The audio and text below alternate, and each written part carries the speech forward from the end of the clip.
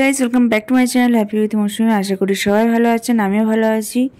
তো আমরা এখন বেরিয়ে পড়েছি, কারণ আরুষের ফাইনাল এক্সাম শেষ হয়ে গেছে, রেজাল্ট আউট হয়ে গেছে। তো এখন একটু রিল্যাক্স করার টাইম, সেই জন্য আমরা এখন একটা ছোটোখাটো ট্রিপ করছি। যেহেতু আমরা ভুবনেশ্বরে থাকি, তো এটা একটা প্লাস পয়েন্ট যে আমাদের ছোট ছোট মানে জার্নি করাটা পসিবল হয়। এখান থেকে অনেক ঘোরার জায়গা আছে। তো আমরা এখন আপাতত যাচ্ছি ব্রহ্মপুরে। আর এটা খুবই একটা ছোট ট্রিপ, জাস্ট 2 দিনের জন্য গোপালপুরে যাব। আর গোপালপুরে এর আগে গেছিলাম লাস্ট 2022-এ, তখন একটা দুটো জায়গা মানে বাকি রয়ে গেছিলো, সেই জন্য। তো দেখতে দেখতে আমরা পৌঁছে গেছি এখন স্টেশনে। আর এখন আমাদের গেস্ট হাউসে যাচ্ছি, আমরা স্টে করছি আর্মি গেস্ট হাউসে। তো সেটাও আপনাদের দেখিয়ে দেবো যে আর্মি গেস্ট হাউস কেমন টাইপের হয়, কী কী ফেসিলিটিস থাকে। তো চলুন এখন যাচ্ছি।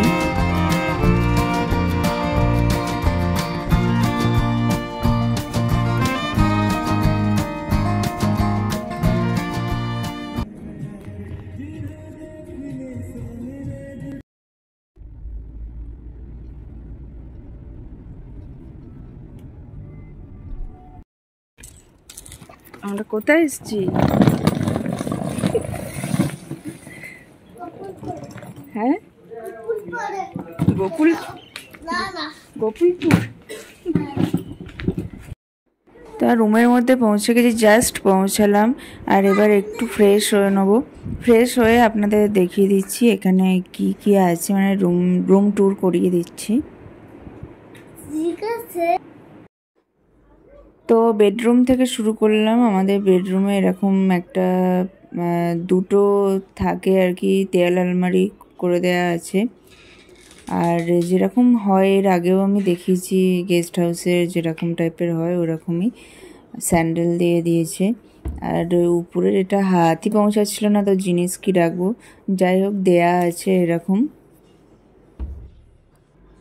আর এদিকে আছে বেড, এটা ডাবল বেডই আছে। আর একটা ড্রেসিং টেবিল আছে, টিভি আছে, চেয়ার আছে। আর এইখানে একটু ডাইনিং স্পেস আছে, ডাইনিং স্পেসেও আবার একটা ড্রেসিং টেবিল আছে। আর শু র্যাক দিয়ে দিয়েছে, এটা সব জায়গায় থাকে না। আর এখানে 3টে চেয়ার আছে, টেবিল আছে। আর আমাদের ওরা ডিনারও দিয়ে গেছে, মানে ওদের টাইম মতো ওরা ডিনার, লাঞ্চ, ব্রেকফাস্ট সব দিয়ে যায়। আর তুমি তোমার টাইম মতো খাবে, ওরা ওদের টাইম মতো সব দিয়ে যায়। আর আমরা এখন যাচ্ছি হচ্ছে এখানে সি বিচে, গোপালপুর সি বিচ। কিন্তু মেন বিচটা নয়, এটা হলো প্রাইভেট বিচ। তো আমাদের এখান থেকে একদমই কাছে, 100 মিটারের মধ্যে। তো এসে পৌঁছে গেছি। আর প্রচণ্ড হাওয়া দিচ্ছিল, আওয়াজ শুনে বুঝতে পারবেন, মানে ভীষণ পরিমাণে হাওয়া দিচ্ছিল। আর এই জায়গাটা একটু সুন্দর স্যান্ড আর্ট টাইপের করা আছে, সাজানো গোছানো। স্যান্ড আর্ট মানে এগুলো অ্যাকচুয়াল পার্মানেন্ট সিমেন্টের করা আছে, কিন্তু লাগছে স্যান্ড আর্টের মতনই।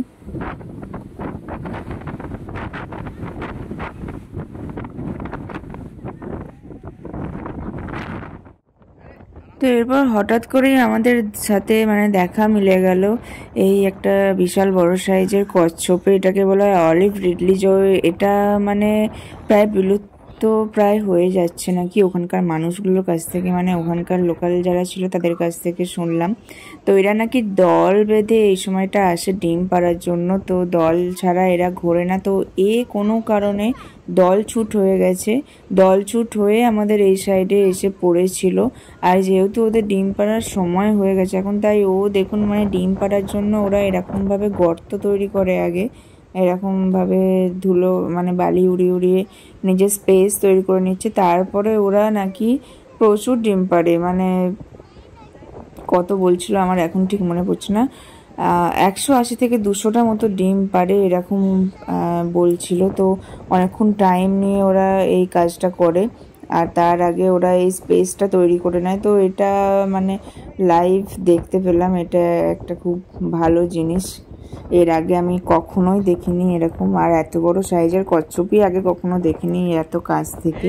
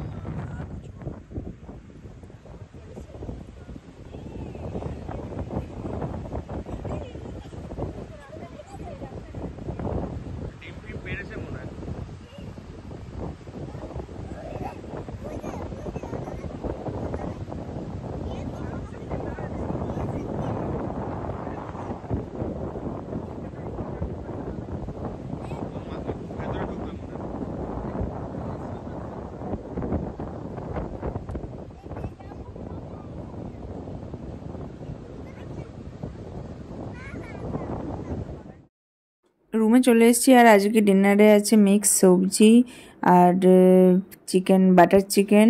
তার সাথে আছে এটা একটা ডেজার্ট, যেটা পাউরুটি ব্রাউন ব্রেড দিয়ে বানিয়েছিল। আর আছে রাইস, তার সাথে আছে মিক্স ভেজ ডাল, চাপাটি আছে, স্যালাড আছে, পাঁপড় আছে। তো এই হলো আজকের ডিনার। তো আমরা ঝটপট করে খেয়ে নিয়েছি। আর এখন ওই পুরোনো দিনের কিছু গান শুনতে শুনতে এবার ঘুমিয়ে পড়বো। তো আজকের ব্লগটা এখানেই শেষ করলাম। আর ওই দিন রেড ব্লাড মুন যেটা, সেটাও দেখতে পেয়েছিলাম আমরা সমুদ্র থেকে খুব পরিষ্কারভাবে। আর এই যে দেখুন, আমরা কিছু পিকচার্স তুলেছি, সেগুলো যেগুলো বেস্ট মানে উঠেছে সেগুলো কিছু পিকচার শেয়ার করলাম। আর নেক্সট পার্ট নিয়ে খুব তাড়াতাড়ি আসছি। আর ততক্ষণের জন্য সবাই খুব ভালো থাকবেন, নিজের শরীরে খেয়াল রাখবেন। যারা পুরনো আছেন লাইক শেয়ার কমেন্ট করবেন। আর যারা নতুন দেখছেন তারা চ্যানেলটি সাবস্ক্রাইব করে আমার পাশে থাকবেন। খুব তাড়াতাড়ি আসছি নতুন আরেকটি ব্লগ নিয়ে, নেক্সট পার্ট নিয়ে। ততক্ষণের জন্য আসলাম, টাটা।